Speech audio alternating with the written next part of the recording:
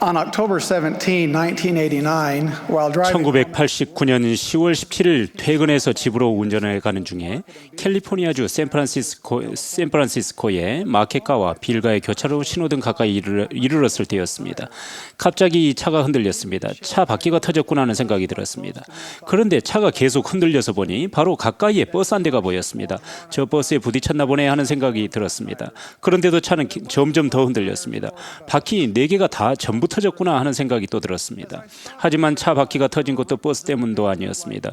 바로 강력한 지진 때문이었는데 빨간불이 들어와서 차를 정지시켰을 때 마켓가의 포장도로가 바닷물결처럼 출렁거렸습니다.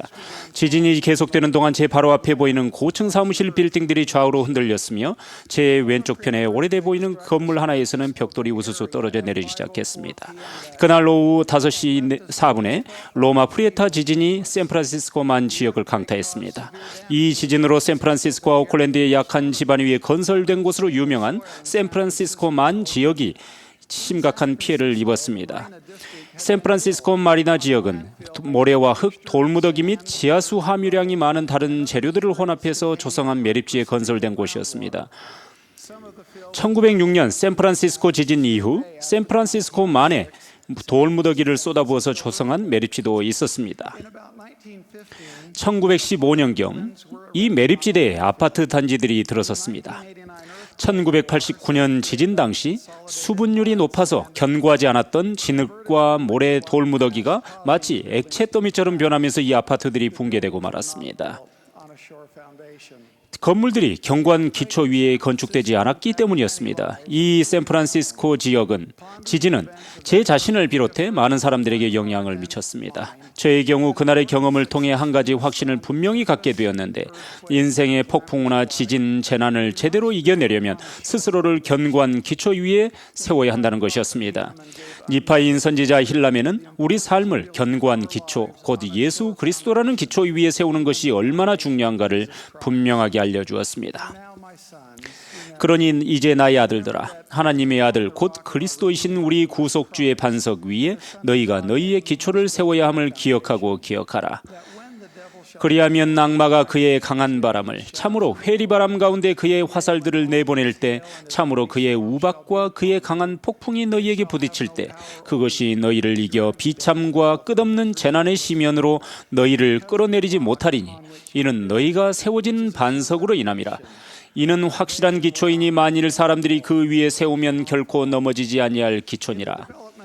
지금은 성전을 지을 때 설계와 설비, 건축자재에 세심한 주의를 기울입니다. 성전 건축 예정 부지에서는 토양과 지질 조사를 철저하게 실시합니다. 해당 지역의 풍우 조건과 날씨 변화를 연구하여 완공된 성전이 폭풍우나 일반적인 기후 조건을 잘 견딜 수 있도록 할 뿐 아니라 예상치 못한 지진이나 태풍, 홍수, 기타 발생 가능한 어떤 자연재해에도 끄떡없도록 설계하고 위치를 정합니다. 대부분의 성전은 기초를 제대로 다지는 차원에서 콘크리트나 철골을 매우 깊게 매설하고 있습니다. 현대의 건축 설계자나 시공자들처럼 사랑이 많으시고 친절하신 우리 하나님 아버지와 그분의 아들은 우리가 견고하고 흔들림 없는 삶을 정립할 때 사용하도록 도면과 장비와 기타 자재들을 준비해 주셨습니다. 우리는 이것을 위대한 행복의 계획, 즉 구원의 계획이라고 부릅니다. 도면은 우리가 처음과 끝, 그리고 우리 하나님 아버지의 자녀들이 그분의 면전으로 돌아가 그분과 함께 영원히 사는 데 필요한 의식을 포함하여 필수적인 단계들을 분명하게 파악하고 이해할 수 있도록 마련된 것입니다. 신앙, 회개, 침례, 성신의 은사, 끝까지 견딤, 이 5가지는 인생의 청사진에 해당합니다. 이것들은 우리의 삶을 그리스도의 속죄에 단단하게 연결시켜주는 구조물, 즉 본질적 원리를 형성하는 데 도움이 됩니다. 이 5가지로 인간 삶의 골조가 갖춰지는 것입니다. 그런 다음에는 성전 설계 시 필수 요소들을 어떻게 구성하고 조합할 것인지를 자세하게 설명하는 시방서가 들어가는 것처럼 기도와 경전 읽기, 성찬 취하기, 중요한 신권 의식 받기는 인생의 구조물을 조합하고 연결시키는 시방서가 됩니다. 이 시방서를 균형 있게 사용하는 것이 중요합니다. 예를 들면 콘크리트를 준비하는 과정에서 정확한 양의 모래와 자갈과 시멘트와 물을 배합해야 최대 강도를 낼 수 있습니다. 이 요소 가운데 어떤 부분이라도 차이가 나거나 빠지게 되면 그 콘크리트는 약해져서 중요한 기능을 하지 못하게 되는 것입니다.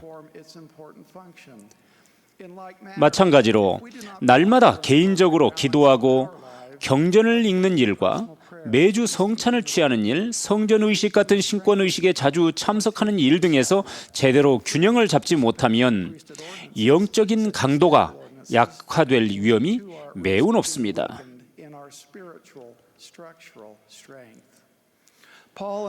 바울은 에베소인들에게 보낸 서한을 통해 우리의 성품과 영혼을 균형 있고 통합적으로 발전시켜야 할 필요성에 대해 이렇게 표현했습니다. 그의 안에서 건물마다 서로 연결하여 주 안에서 성전이 되어 가느니라. 기도는 신앙과 성품을 이루는 가장 기초적이면서도 중요한 기본 골조의 하나입니다.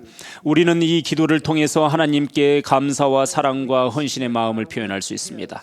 기도를 통해 그분께 우리의 뜻을 말씀드리고 그 대가로 그분의 가르침대로 살 수 있는 힘을 얻을 수 있습니다.